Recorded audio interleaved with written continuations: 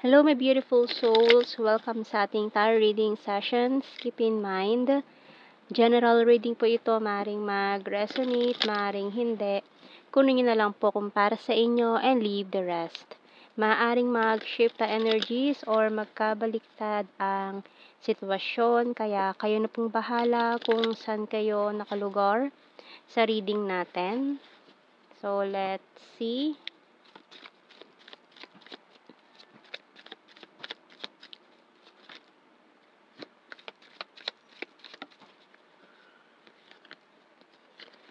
So, we have here the Four of Swords, Page of Swords, the Knight of Pentacles, and the Five of Wands, Three of Pentacles, and the Ace of Cups, Magician, and the Death card. Okay, yung bottom card natin, Queen of Pentacles. So, may mga specific signs tayo dito ng strong Scorpio, Taurus. Ayan. Okay, so may nakamasid-masid sa'yo sa ngayon or interesado marahil itong taon to in your workplace and maaaring new beginning na rin na naghihintay sa'yo with this new relationship coming in. Ayan, so kung ikaw ay galing sa isang kumbaga parang pinagtaksilan ka ng iyong ex-partner, ayan, and then new partner coming in or a new person na maaaring makilala mo in your workplace na nakamasid sa'yo. Ayan, talagang yung bawat galaw mo pinagmamasdan nitong taong to. Parang pinag-aaralan ka rin niya eh. Pinag-aaralan niya yung mga kilos mo, yung galaw mo, pananalita mo. Parang gusto niya i-copy yung mga ginagawa mo or kung paano ka gumalaw. So, tingnan natin anong message ng Archangel dito sa reading natin. Kasi, yung level kasi ng paghanga niya sa'yo, parang parang the highest level tong taong to. So, maaaring hindi pa siya nagpaparamdam sa'yo or a secret admirer pa lang. Ayan, so tingnan natin. Gentleness by Archangel Sandalphon. Be very gentle with yourself at this time. Surround yourself with gentle people, situations, and environments. So, itong taon to malaki rin ang may tutulong niya sa iyo in your healing process, no? So, ayan, speaking of healing process, medyo okay na ako ngayon. Kaya nakapag-reading na tayo today, okay? So, ayan, thank you sa mga messages ninyo. Ayan. So, tingnan natin sa ating signs and symbol cards. And talagang minamanifest ka nitong taong to. Ayan. Tingnan natin. Ayan, talaga with candle pa. And 3. Letter, rain, airplane, and clover. So, maaaring for some of you, parang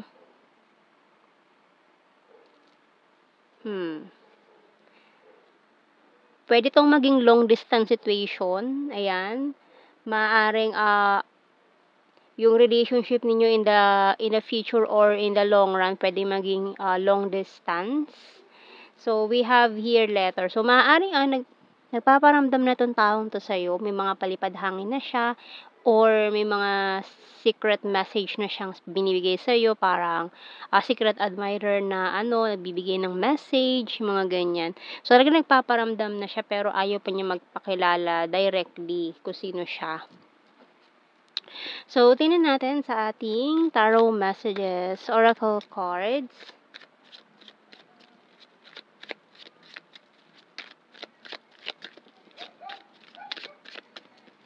So, we have here, I need to achieve my goals. Pero for some of you kasi, parang ang focus nyo, goals eh.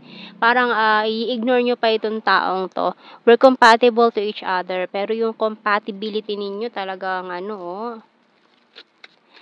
Ayan. So, we also have here, you're the fairest of them all. So, para kasi sa kanya, ikaw yung kumbaga, ikaw yung pamantayan sa lahat. Kumbaga, nakita niya sa iyo yung talagang hinahanap niya. And I want to marry you someday. So, yung ano niya parang ideal guy, ideal girl niya, nakita niya sa iyo.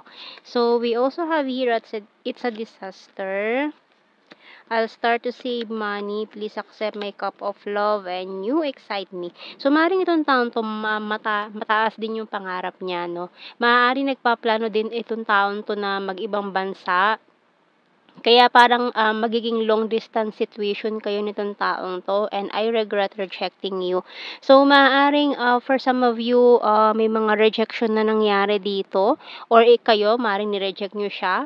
Tapos maaaring kasi parang nag-aano pa lang siya nag-i-start pa lang siya na i-build yung sarili niya nung mga panahon siguro na nagkakilala kayo and then nung umalis siya parang umayos naman na yung buhay niya, no? So, ngayon para kung babalik man itong taon to para ibigay ulit sa'yo or mag-try again this time na i-offer tong cup of love na to. Ayan. Kasi talaga ikaw ang gusto niya eh. Talagang sigurado siya sa nararamdaman niya. And na-excite siya na makita ka. Ayan. Lagi siyang excited na gusto niya lagi nakikita ka. Pero it's a disaster na nangyari dito. Maaaring sa nangyari sa past, may nangyari sa past ninyo na hindi maganda, kaya parang may trauma na nangyari na parang yun yung naging hadlang or humahadlang para or kung sino man to sa inyo, dalawa, na may pinagdaanang trauma na yun yung naging hadlang para dito sa connection na to. So, let's see, kuha pa tayo ng messages natin.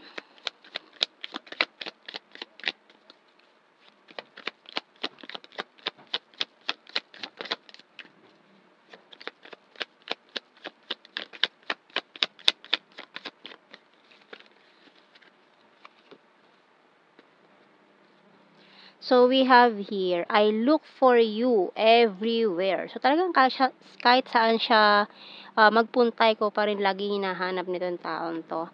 I hid who I'm really am from you. I hope that you can forgive me one day.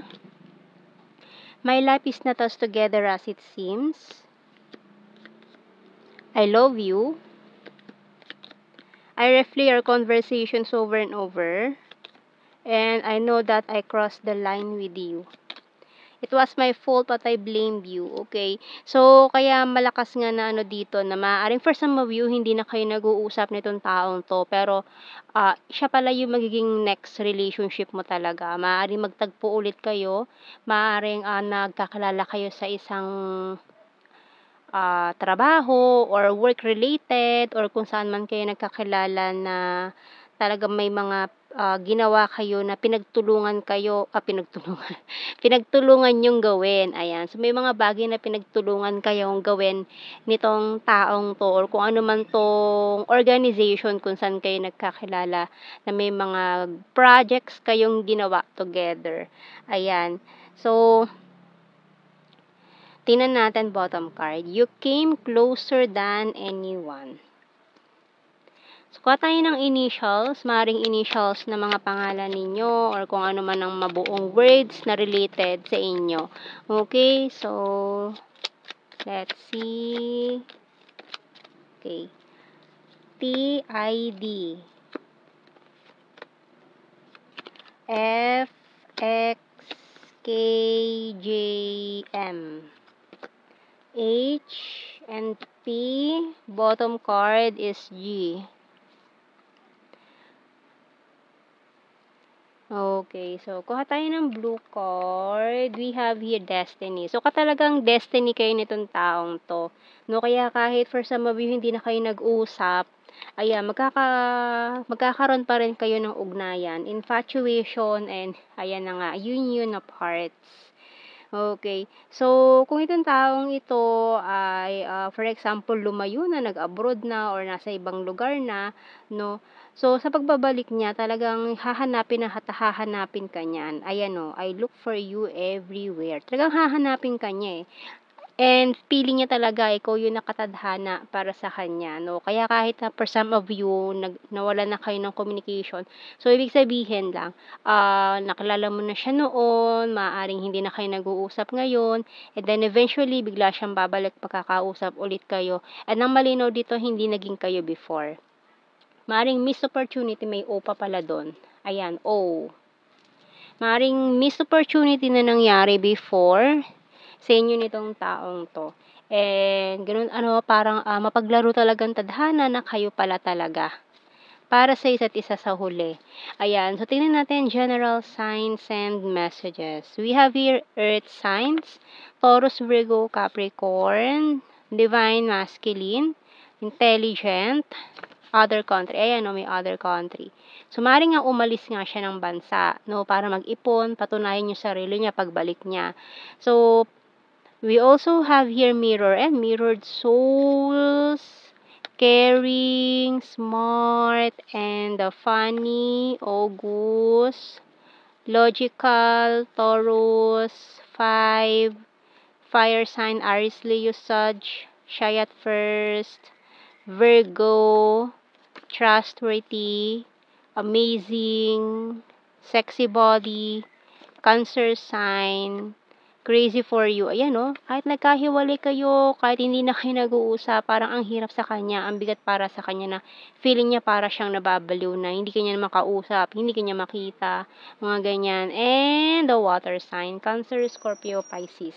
So, yan ang ating reading, my beautiful souls. Thank you for watching. Take care and God bless. See you in our next reading, guys. Bye-bye.